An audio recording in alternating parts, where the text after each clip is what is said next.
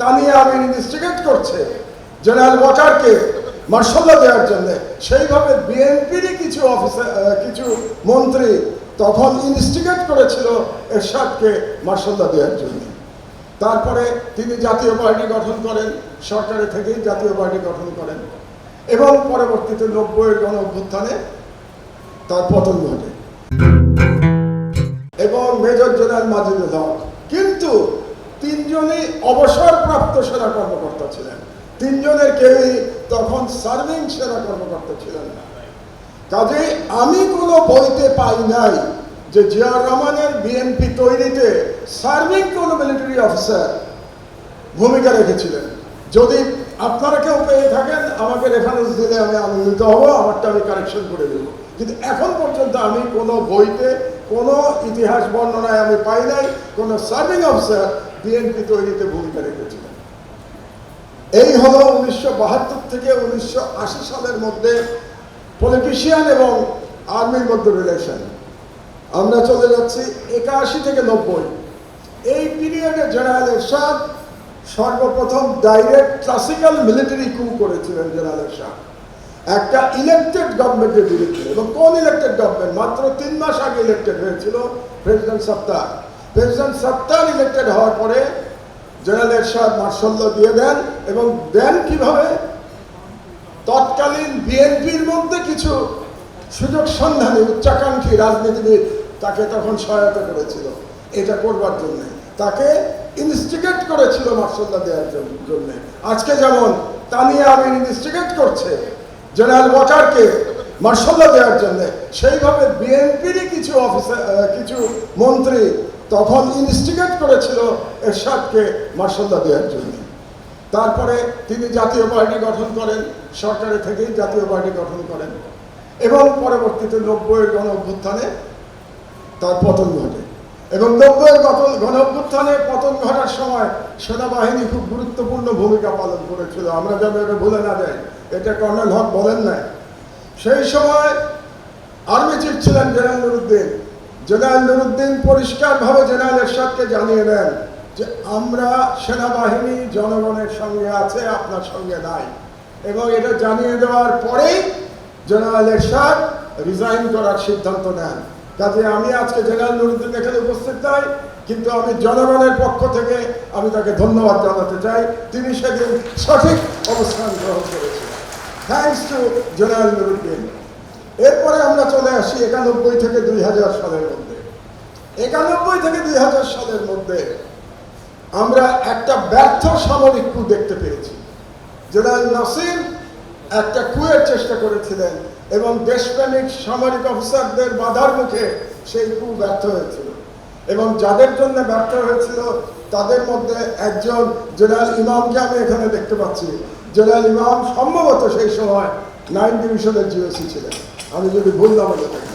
এবং আমার বন্ধু মরহুম ব্রিগেডিয়ার জেনারেল রহিম, সে একটি বিরচিত ভূমিকা পালন করেছিল সেই সেনা বিদ্রোহ দমনে।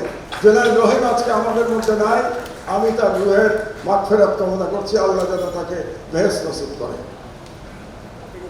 এবং ওই সময় দুটো নির্বাচন হয়েছিল। 91-এর নির্বাচনে বিএনপি বিজয়ী হয়েছিল এবং বেগম খালেদা জিয়া প্রথমবারের মতো প্রধানমন্ত্রী হয়েছিলেন। এবং ওই নির্বাচনে পরাজিত হওয়ার পর শেখ হাসিনা তদানীন্তন ভারতীয় হাইকমিশনার শ্রীনিবাসন কৃষ্ণন বোধহয় নাম ছিল, তার কাছে নালিশ করেছিল যে সেনাবাহিনী হারিয়ে দিয়েছে, সেনাবাহিনী আওয়ামী লীগকে হারিয়ে দিয়েছে।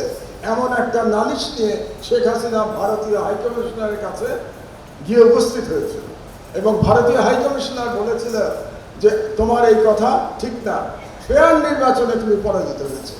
এই বইয়ের রেফারেন্স আমি আমার লেখায় আমি দিয়েছি, আপনারা বইটা পড়ে দেখবেন। বইটার নাম হচ্ছে the Jamdani revolution. The Jamdani রেভলিউশনে ইন্ডিয়ান হাইকমিশনার তার সঙ্গে হাসিনার যে কথাবার্তা হয়েছে এটা ডিটেলস বর্ণনা করেছে। কাজেই 91 থেকে 2000 পর্যন্ত সেনাবাহিনীর রাজনীতিতে কোনো ভূমিকা ছিল না এক্সেপ্ট দ্য ফেইল্ড কু অফ নাসিম।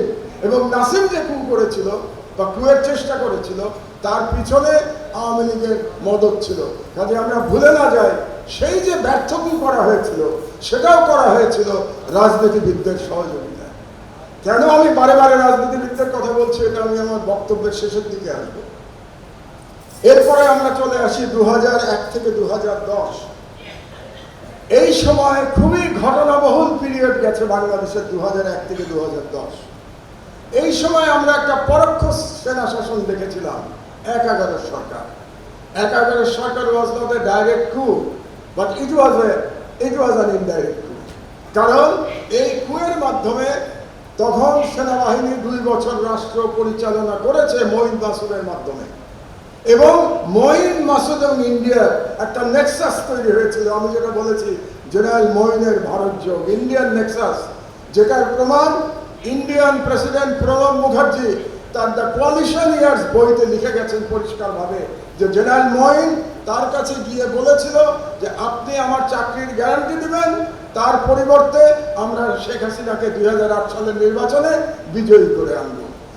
এইখানেই ভারতের সাথে ইন্ডিয়ার, ভারতের সাথে বাংলাদেশ সেনাবাহিনীর যে নেক্সাস এইটা তৈরি হয়েছিল 1/11 সরকারের সময়। এটা যেন আমরা ভুলে না যাই।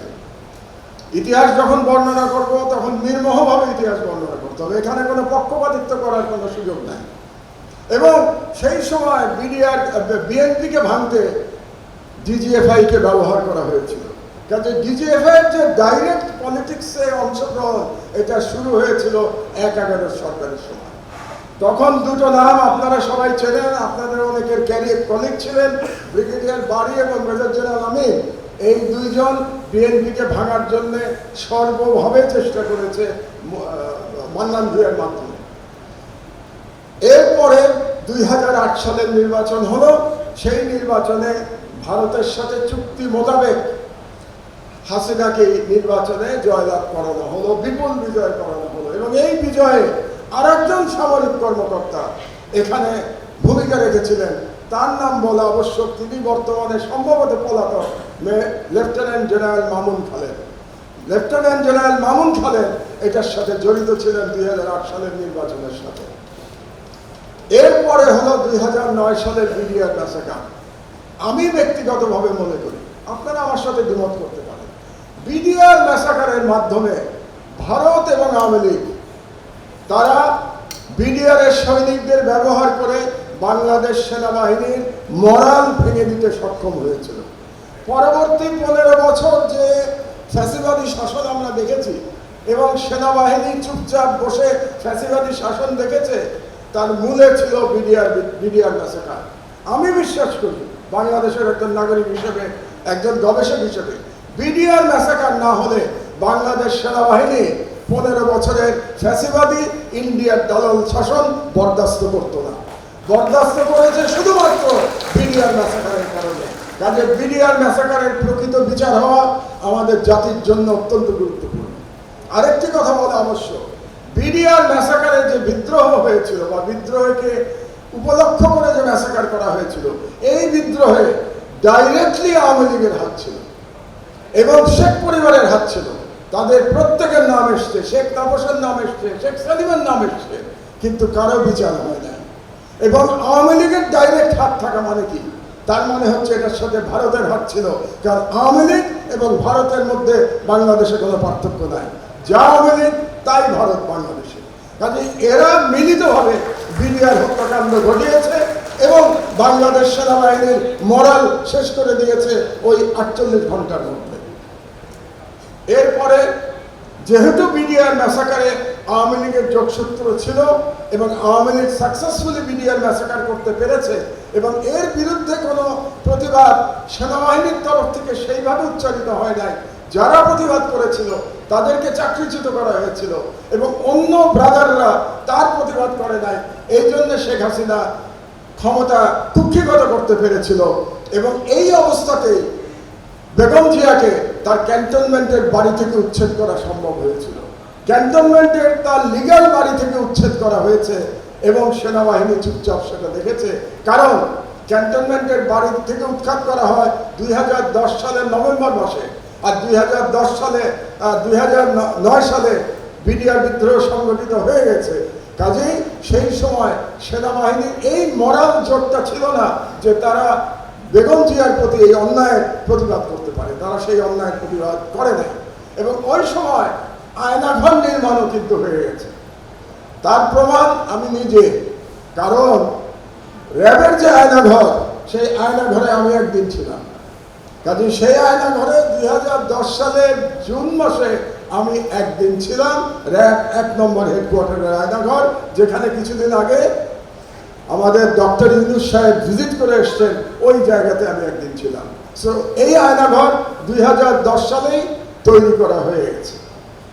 এরপরে আমরা আসি 2011 থেকে 2020। এই সময়কে আমি মনে করি, আপনারা সব সেনাবাহিনী কর্মকর্তারা বসে আছেন, আমার সাথে দ্বিমত করবেন, কিন্তু আবারও বলি আমি একজন ইতিহাসবিদ, ইতিহাসবিদের দৃষ্টি দিয়ে আমি বলবো এই সময়টা বাংলাদেশ সেনাবাহিনীর জন্য সব থেকে লজ্জার সময়, 2010 থেকে 2020। কারণ বাংলাদেশ সেনাবাহিনী এই সময় একের পর এক ভুয়া নির্বাচন হতে দিয়েছে। এই সময় একের পর এক বাংলাদেশের সাথে ভারতের চুক্তি হয়েছে, একতরফা চুক্তি। বাংলাদেশের স্বাধীনতা বিকিয়ে দেওয়া হয়েছে ভারতের কাছে। সেনাবাহিনী একটা কথাও বলে নাই, বরং সেনাবাহিনীর কিছু কিছু উচ্চাকাঙ্ক্ষী অফিসার হাসিনার সাথে হাত মিলিয়ে এটাকে ইম্পোজ করেছে। তার প্রমাণ আপনাদেরকে একে একে আমি দিয়ে দিই। এই সময় 2014 সালের একদলীয় নির্বাচন হয়েছে, সেনাবাহিনী চুপ করে থেকেছে, অন্যদিকে তাকিয়ে থেকেছে, একদলীয় নির্বাচন হতে দিয়েছে।